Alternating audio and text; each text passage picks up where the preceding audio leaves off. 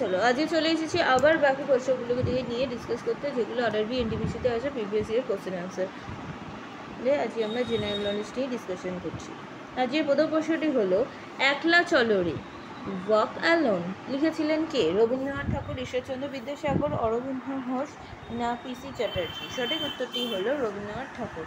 একলা চলো রে 1905 সালে রবীন্দ্রনাথ ঠাকুর লেখা একটি দেশাত্মবোধক গান। একা শিরোনামী গানটি প্রথম ভান্ডার পত্রিকায় ভান্ডার পত্রিকায় 1905 সালে প্রকাশিত হয়েছিল। প্রথম ভান্ডার পত্রিকায় 1905 সালে প্রকাশিত হয়েছিল। প্রখ্যাত সঙ্গীত ওস্তাদ বিসমিল্লাহ খান কোন বাদ্যযন্ত্রের সাথে যুক্ত ছিলেন? বাঁশি, তবলা, ফ্ল্যাকুলেট কিংবা সেতার?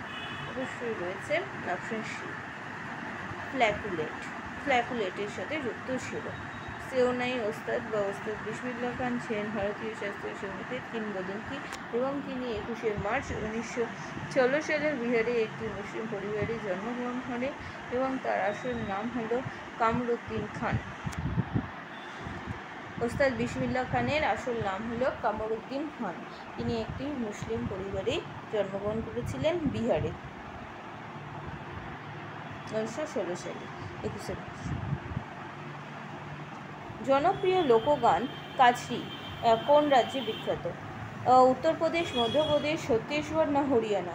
সঠিক উত্তরটি হচ্ছে উত্তরপ্রদেশ।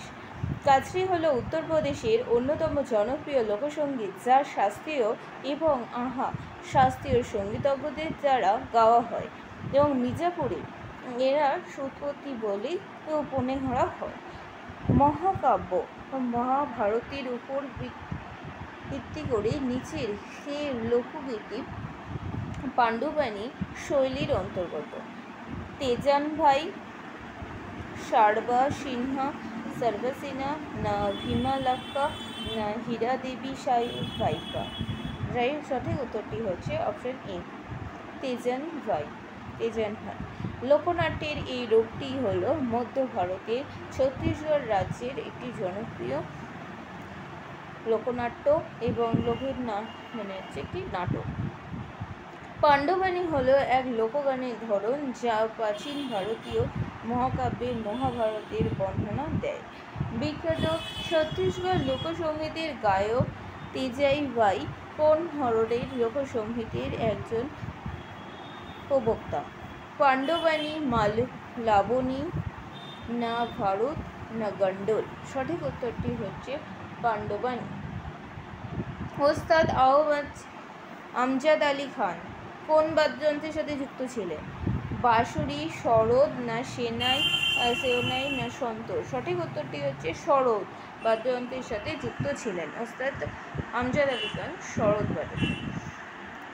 ওস্তাদ পণ্ডিত হরিপ্রসাদ চৌরাশিয়া বাঁশির সাথে যুক্ত ছিলেন। ওস্তাদ বিসমিল্লাহ খান সানাই, পণ্ডিত রবিশঙ্কর সেতার, কেশান মহারাজা তবলা। এন রাজন বেহালা। ভি বালসারা নিচের কোন বাদ্যযন্ত্রের সাথে যুক্ত? না সারঙ্গী, পিয়ানো না ম্যান্ডোলিন না জল তরঙ্গ? সঠিক উত্তরটি হলো পিয়ানোর সাথে যুক্ত।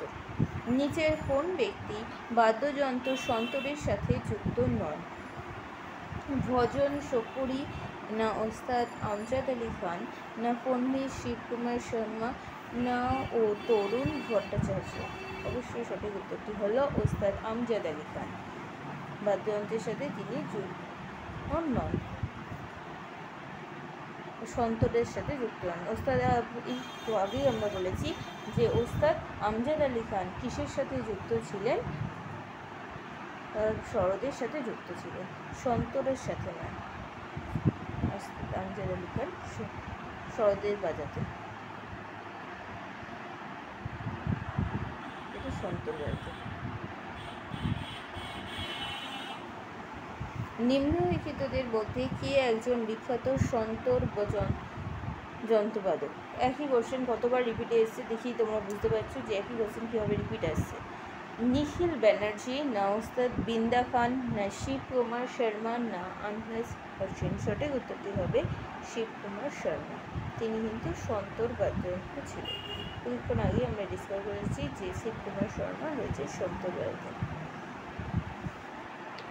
বিখ্যাত সঙ্গীতজ্ঞ শ্রীমতী এন রাজন কোন বাদ্যযন্ত্রের সাথে যুক্ত ছিলেন?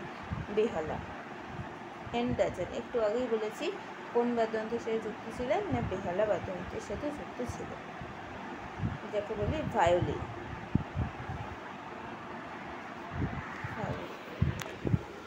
হরিপ্রসাদ চৌরাশিয়া কোন বাদ্যযন্ত্রের সাথে যুক্ত ছিলেন? বেহালা, তবলা, বাঁশি না ড্রাম? সঠিক উত্তরটি হলো বাঁশির সাথে যুক্ত ছিলেন। হরিপ্রসাদ চৌরাশিয়া বাঁশির সাথে যুক্ত ছিলেন। নিম্নলিখিতদের মধ্যে কে সেতার বাজান না? সেতার বাজান না। অনুষ্কা শঙ্কর, পণ্ডিত শিবশঙ্কর শর্মা, শিবকুমার শর্মা না ওস্তাদ বিলায়ত খান না পণ্ডিত রবিশঙ্কর? পণ্ডিত শিবকুমার শর্মা, তিনি তো সন্তর বাজান। আর পণ্ডিত রবিশঙ্কর সেতার বাজান। অনুষ্কা শঙ্কর, ওস্তাদ বিলায়ত খান, এনারা সবাই সেতার বাজান। শুধু একজন পণ্ডিত শিবকুমার শর্মা কী বাজাতেন? না সন্তর বাদক ছিলেন। নিচের কোন জোটটি সঠিকভাবে মেলে না? পাখা ওয়াজ হলে হবে শিবকুমার শর্মা? না, এটাই ভুল হচ্ছে, সন্তর বাদক ছিলেন। সেতার বাজাতেন পণ্ডিত রবিশঙ্কর, সরোদ বাজাতেন আমজাদ আলী খান, তবলা বাজাতেন কিষান মহারাজ। প্রত্যেকটাই ঠিক আছে। নিচের কোন বাদ্যযন্ত্রটি উৎপত্তিগতভাবে ইন্দো ইসলামিক নয়? বীণা, তবলা, রাবার না সেতার? সঠিক উত্তরটি হবে অপশন এ, বীণা। বীণা হচ্ছে তবলা, রাবার কিংবা সেতার উৎপত্তিগতভাবে ইন্দো ইসলাম, কিন্তু রয়েছে বাদ্যযন্ত্রের বীণার উৎপত্তি ভারতে। বাকিগুলো রয়েছে ইন্দো ইসলাম, ভারতে। নিচের কোনটি হিন্দুস্তানি শাস্ত্রীয় সঙ্গীতের শৈলী নয়? ধ্রুপদ, ঠুংরি কিংবা আল্লাপন না টম্পা? সঠিক উত্তরটি হলো শৈলী নয়, তা হলো আল্লাপন। নিচের কোনটি হিন্দুস্তানি শাস্ত্রীয় সঙ্গীতের শৈলী নয়? তা হলো আল্লাপন। আল্লাপন হিন্দুস্তানি শাস্ত্রীয় সঙ্গীতের একটি শৈলী। হিন্দুস্তানি শাস্ত্রীয় সঙ্গীত হলো ভারতীয় উপমহাদেশের উত্তরাঞ্চলের শাস্ত্রীয় সঙ্গীত। নিচের কোনটি হচ্ছে উইন্ড মিউজিক্যাল ইনস্ট্রুমেন্ট নয়? খোল, সানাই, সাক্সোফোন না ট্রাম্পেট?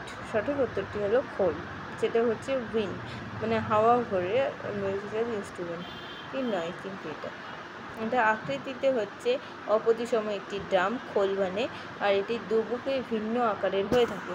একটা বড় মুগলা, একটা ছোট মুগলা। এটি হচ্ছে প্রাচীনকালের গোমচা আকৃতির কিংবা সাদৃশ্যপূর্ণ বলেই মনে করা হয়েছে। উত্তর ভারতীয় যন্ত্র নাগাডা, এটার দক্ষিণ ভারতীয় যন্ত্র রূপ হলো চেন্ডা, ডামরু কিংবা উদুঙ্কাই বীণ? সঠিক উত্তরটি হলো চেন্দা। জাকির হোসেন নিচের কোন ক্ষেত্রের সাথে যুক্ত ছিলেন? সাহিত্য, পেন্টিং, সঙ্গীত না ভাস্কর্য? অবশ্যই সে যুক্ত ছিলেন সঙ্গীতের সাথে। পণ্ডিত জাকির হোসেন তো কিসের সাথে তবলা বাদক ছিলেন, এবং তিনি আল্লাহ রাখা খানের বড় সন্তান, মানে বড় ছেলে। পণ্ডিত আল্লাহ রাখা খানের বড় ছেলে হচ্ছে জাকির হোসেন, তিনি কিসের সাথে যুক্ত ছিলেন? না তবলা বাদক হিসেবে যুক্ত ছিলেন। নেক্সট ক্লাসে আমরা অবশ্যই পেন্টার অ্যান্ড পেন্টিং নিয়ে ডিসকাস করব, চিত্র এবং চিত্রকর। আজ এই পর্যন্ত রইল। ভিডিওটি ভালো রাখলে পরবর্তী ভিডিওগুলো পেতে গেলে অবশ্যই চ্যানেলটিকে মনে করে কিন্তু সাবস্ক্রাইব করতে ভুলবেন না। আজকের মতো গুড বাই এভরিওয়ান।